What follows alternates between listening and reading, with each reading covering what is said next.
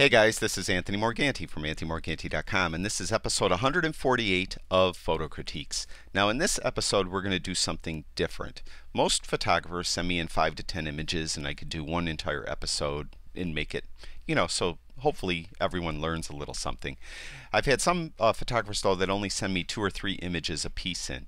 So I'm doing this one episode of Photo Critiques, and I have 4 photographers that sent me in 3 images each. So we're going to clump them together. So instead of making 4 very short episodes, I'm going to do one medium episode.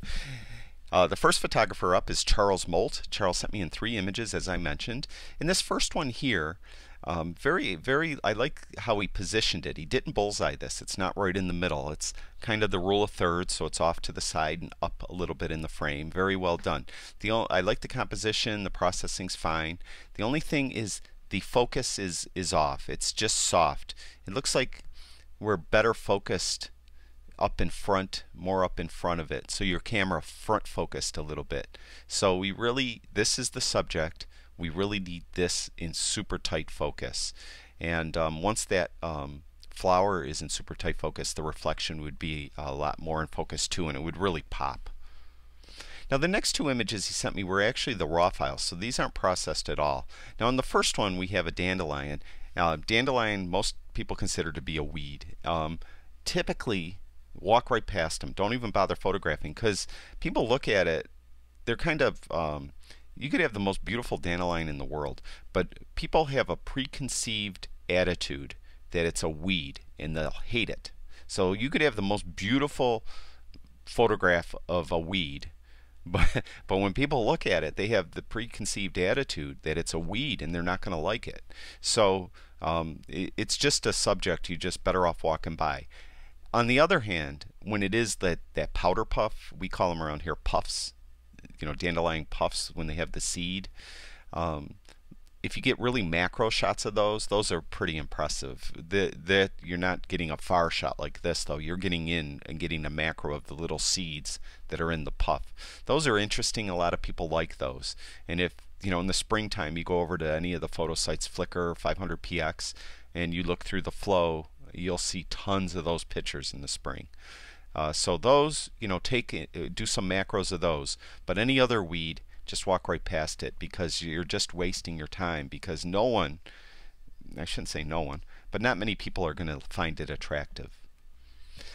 This is another raw shot. I like the composition here too, and the drip here. But if you're going to process it, if I did it really, really quick, it's really dark. So I'd bring the shadows out a little bit, to see a little more here. We do have some glow here, so I'd probably bring highlights, see what it looks like, bring highlights up. Yeah, it kind of gives this glow right here behind this, and helps, because this is the subject, this area here, and this helps separate that from the background, that glow, by bringing the highlights up. I'd probably bring clarity up a little, and I don't think contrast it would help on. Yeah, contrast kind of makes it worse as far as not seeing any detail in here. So shadows. The other thing too is I would try to enhance the red a little bit to make it stand out from the green that's in the shot. So I'd go to the saturation first, and I would bring up the red saturation quite a bit, and then I would try red down, try red up as far as luminance there. That makes it a little better. And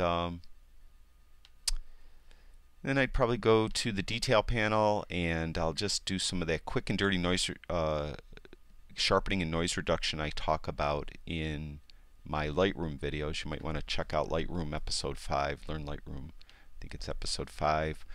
And then I'd probably crop this, although I'd prefer trying to get it right in camera.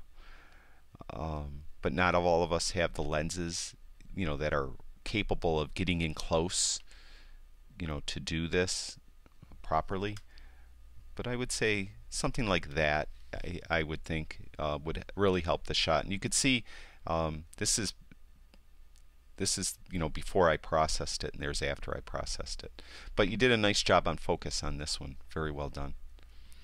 I think that's the last one. Yep, that's it for for Charles. Charles, thank you very much for sharing your work with us. I really do appreciate it. Now we'll go on to the next photographer, which is going to be Avinash Thatte. Avinash Thatte, I think. I'm sorry if I'm mispronouncing your name, Avinash. This first one's, you know, kind of a fine art shot. He calls it Watching the World. We just see this eye over here in the corner of the picture, and all the rest is really blur, nothing. It's a nice idea. I like it a lot. The only thing is, I think would make it work more if this was uniform. See, we have this over here, and I think it was, we might be able to crop it and make it more of what I'm trying to refer to. Maybe we'll bring it down a little bit too. See, we have this line up here. Bring it down like that.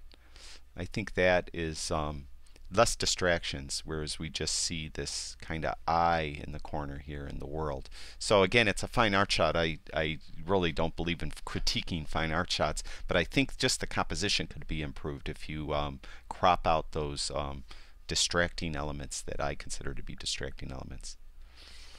It's a very nice shot. I mean, it's a very busy scene, and you know, I like that you tilted the camera and you have the child going on the angle instead of going straight up and down. So it's very nice. You know, I encourage everyone, tilt your camera once in a while when you're doing portraits. Sometimes it adds some interest, but all this busyness down in here and stuff, there's not much you could do with that. This here is a nice panorama, very well done as far as the technicalities of the panorama, and we have the people way over here walking out of the scene. Typically we don't want people walking out of the scene. We'd prefer to have them walking into the scene, so over here, not way over here.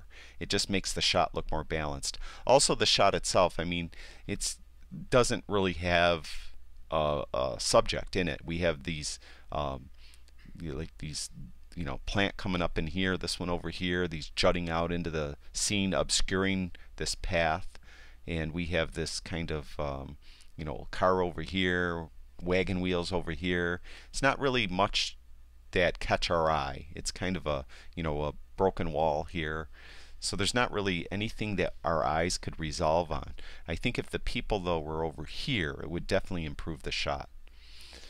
Okay, and that's the last one for Avinash. Thank you for sharing your work with us, Avinash. I really do appreciate it, and I'm sorry I'm mispronouncing your name so bad. Next one is Thye Hwee, I think, is how you pronounce that one. Thye, I apologize if I'm mispronouncing your name. This first one's though a really nice exposure and very nice focus on the bee. I mean, the processing too, it just makes like these are on fire, the tips of this flower on fire. Very well done. It is slightly unbalanced. It just doesn't look balanced, and I think we might be able to help this one in cropping too. I think if we just bring this side in and this side in, and something like that, I think that helps the helps it look more balanced, because we had the top cut out here and we had so much on the sides. I think if we bring in make the sides more equal, I think it does help the balance of the subject, and it helps the overall look of the picture. It's a really nice shot. I like it. It's a, you know, 14mm wide angle lens, so it has kind of a distortion to it, and you didn't correct the distortion, you left it in, so I think that helps a lot. It makes, you know, makes it for a very nice composition. Very nicely processed. Sky is beautiful. Very well done. And this shot too, I like this shot a lot. I think the only thing this shot is missing is scale, meaning if you had a person in here, it helps add a little scale to the shot. Now we get an idea that, I mean, this is a man-made structure and we know people are going to be standing here, so we have an idea for scale. But having a person in there just not only will help that, it will add interest to the shot. So adding a person, I think, will help. The processing is nice. I like what you did with the shot itself. Very well done. I mean, it's really a beautiful shot. Very well done, Thye. And again, I apologize if I mispronounced your name. Okay, the next photographer is Ken Meredith. And Ken, I'm pretty sure I pronounced your name correctly. Ken's in some really nice images. Now this, I could picture this being in National Geographic. This is just a really nice image. Very nice exposure, perfect focus. The light was coming pretty harsh from the side, but Ken did a nice job of balancing the light, so you could see this side of the lady's face isn't that dark, and it's very well done. Very well done. 1/250th of a second, f of 3.2. So very limited depth of field. He had to really nail focus. I mean, if at f of 3.2, if Ken, focused on her nose, the back of her ears would have been really blurry. So he did a really nice job. It's a really nice shot. It kind of shows her personality and her happiness, and it's kind of a candid shot that you want to get. Very well done. He didn't cut her off over on this side, which would have hurt the shot, I believe. It would have been nice if her entire hand was either out or in the shot. You normally don't want to cut off parts of the fingers, but sometimes with candid you get what you get because the people are moving. It looks like she was laughing kind of heartily, so she probably was bending over a little bit and laughing, so maybe her hand dropped down. So you get what you get, but you did a real nice job again with the light. The light is very well controlled. We have very direct light coming down on her, her top of her head and her shoulders, and Ken did a really nice job controlling the light. Very, very nice shot. And this shot here is fantastic. This is a really, really nice shot. When anyone is on stage, the photographer generally, you can't shoot with a flash. They're performing, so you're kind of like at the mercy of the light that's there. And Ken did a really nice job with this shot, controlling the light and photographing the performer in such a way that the light is complementary to them. Now, if Ken was on the other side shooting at the dark side of this guy's face, this side would have been really blown out because his camera would have metered over here and got overexposed or exposed this side of the face so it was properly exposed, and then this side would have been really bright. So that's what you got to do. You got to even move 3 feet to either side will make a big difference, and Ken did a really nice job on this. And I really do appreciate Ken sending in his images for us to look at. Thank you very much. So I'd like to thank again Charles Molt, Avinash Thatte, Thye Hwee, and Ken Meredith for sending in these images and allowing me to mush them all together into one critique.